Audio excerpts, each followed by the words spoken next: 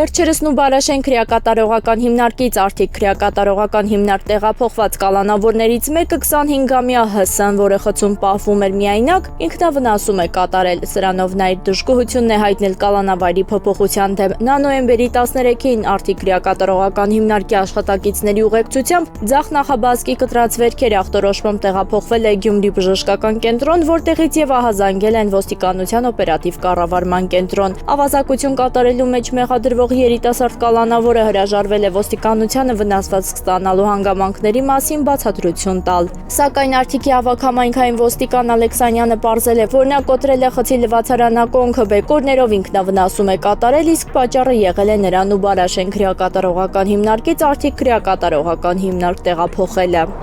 Դեկտեմբերի 6-ին աշտարոս դեպք է տեղի ունեցել Երևանում։ Ոստիկանության գլխավոր վարչության մետրոպոլիտենի բաժին է դիմել Երևանի բնակիչ 22-ամյա Դ.Ան եւ հայտնել, որ նույն օրը ժամը 21:20-ից մինչեւ 21:30-ը մետրոպոլիտենի Գարեգին Նժդեհ կայարանից դեպի Բարեկամություն կայարան ընթանալիս գնացքի վագոնում նստարանին նստած 30-ից 40 տարեկան անհայտ անձը ոտքով դիպչել է իր ոտքին եւ ցուցադրել է իր սեռական օրգանները, ակնկալելով իր ուշադրությունը։ Ոստիկանության մետրոպոլիտենի բաժնի ծառայողների կողմից ձեռնարկվում են միջոցառումներ վերը նշված անձին հայտնաբերելու ուղղությամբ։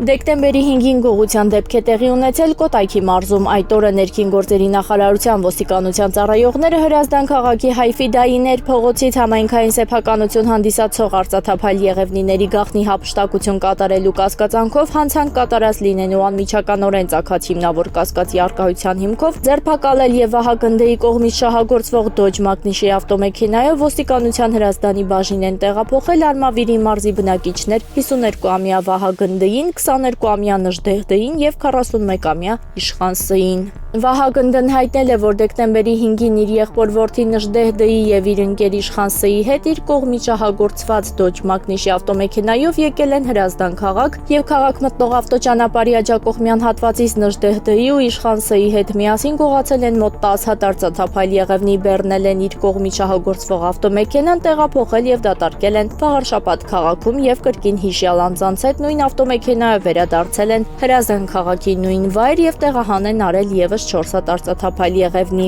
Ավտոմեքենան տեղափոխվել է ոստիկանության Հրազդանի բաժնի պահպանվող տարածք, նախաձեռնվել է քրեական վարույթ, որի շրջանակներում Վահագնդն, Նժդեհ Դ.-ն եւ Իշխան Ս.-ն ձերբակալվել են։